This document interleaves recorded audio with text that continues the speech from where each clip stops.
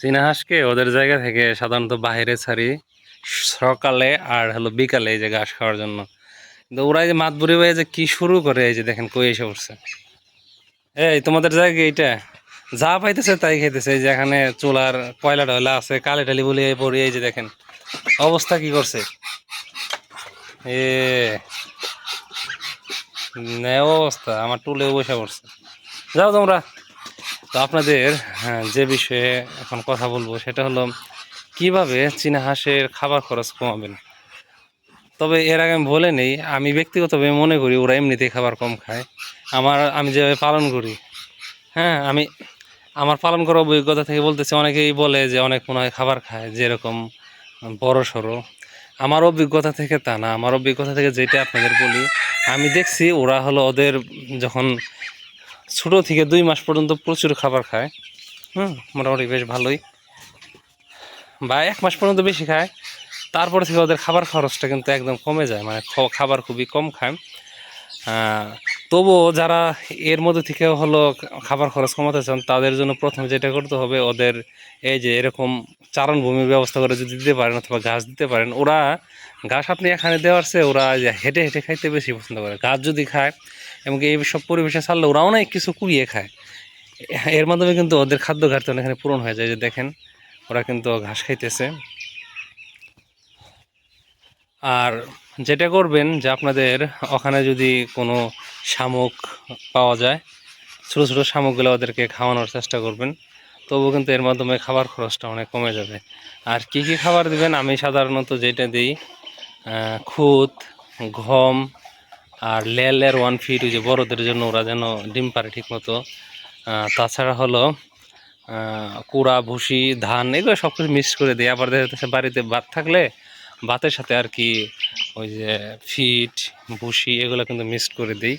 ওরা কিন্তু একসাথে অনেক খাবার দিবেন না। একসাথে ওরা অনেক খাবার দিলে কি হয়, ওরা কিন্তু দেখা যাচ্ছে সব খাবার কিন্তু একসাথে খায় না। কিছু খায় আবার হেলে ডুলে চলে ফিরে, তারপর আবার কিন্তু খাবার খায়। এই যে পোকা ধরার চেষ্টায় আছে। হ্যাঁ, ভুট্টা ভাঙা দিতে পারেন। এক কথা, আপনারা যদি আহ, ওদের ফিডের উপর নির্ভরশীলতা কমান, তাহলে কিন্তু খাবার খরচ অটোমেটিকলি কমে যায়। যদিও আমি ফিডের পরিমাণ খুবই কম খাই, খাওয়ানো হয় ওই যে ওদের জন্য, ওরা ডিম পারে আর কি ঠিক মতো। তো ফিডের পরিমাণটা কম রাখবেন। ভুট্টা দিবেন, ভুট্টা কিন্তু ফিডের চেয়ে কম না, এটা কিন্তু ডিমের জন্য ভালো কাজ করে। ভুট্টা ভাঙা, কুড়া, ধান, ভুসি। আর বাড়িতে ভাত থাকলে দিবেন, তবে বেশি ভাত খাওয়াবেন না, ঠান্ডা লাগতে পারে। এটা কিন্তু একটা সতর্কতার বিষয়। ওদের বয়স হলো 1 মাসের উপরে হয়ে গেছে। আমি বিভিন্ন ব্যস্ততার কারণে এখন ভ্যাকসিন করাতে পারিনি। আজকালকের মধ্যে ইনশাল্লাহ ওদের কিন্তু ডাক প্লেগের ভ্যাকসিন আমি করে দিব। এখানে 1 মাসে মাশাল্লাহ বেশ ভালো কিন্তু ওজন হয়ে গেছে ওদের।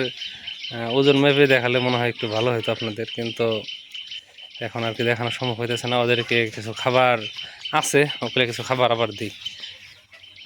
সকালে খাওয়াইছি, ঘাস খাইতেছে। তো আমার এই যে এরকম চারণভূমি থাকার কারণে আমার কিন্তু ব্যাপক সুবিধা হয়েছে, বুঝছেন। দেখা যেতেছে ওদের কিন্তু ঘাসের জন্য আলাদাভাবে কোনো কিছু করা লাগতেছে, ছাইড়া দিতেছে, খাইতেছে, ঢুকতেছে, আবার ঘাস বড় হইতেছে, আবার ওরা খাইয়ে নিতেছে। আমি যদি এদের 50টা হাঁসও পালি, ওদের খাবার কিন্তু ঘাসের জন্য আর আমার কোনো প্যারা নাই। দূরে ওদের যাইতে হবো না ঘাসের জন্য।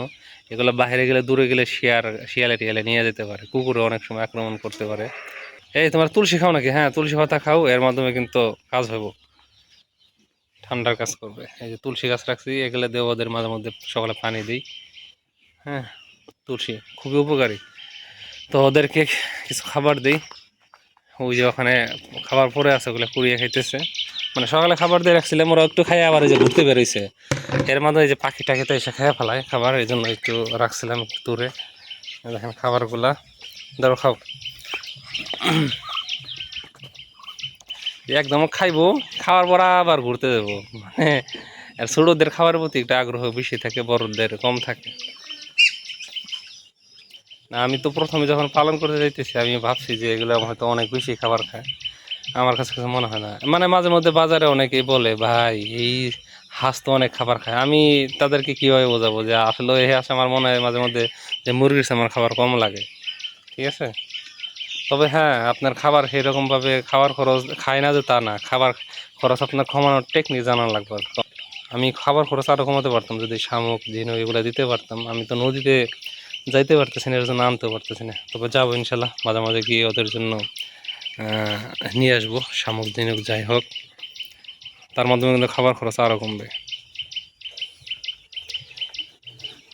এই যে এই দুজনের ডিম দিয়ে বসিয়ে দিয়েছে অনেককে, পুষে মাসাল্লাহ প্রায় ভেঙে গেছে, ওদের ভেঙে গেছে আর কি। আর সাদাটাও কিন্তু আমার ডিম পারতেছে, ও কুচে আসার সময় হয়ে গেছে গা। ডিম মোটামুটি মনে হয় 14-15টা পারছে। এই যে এইটা কই, পুরুষ হাঁসটা কই গেল, কই গেলি রে? এই যে আপনি কই গেছিলেন? যাই হোক, এই ছিল আমার আজকের ভিডিও।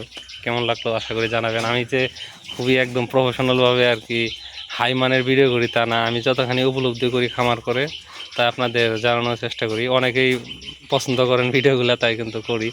তো আপনাদের ভালোবাসা এগিয়ে যেতেছি ইনশাল্লাহ। আপনাদের আমি যা বাস্তব বিষয়গুলো ফিল করি আপনাদেরকে জানানোর চেষ্টা করব। আমি আপনাদের জন্য দোয়া করি যেন আপনারাও সফল খামারি হতে পারেন। আমিও আপনাদের কাছে দোয়া চাই। যাই হোক, ধন্যবাদ জানাই সবাইকে যারা ভিডিওটি দেখলেন।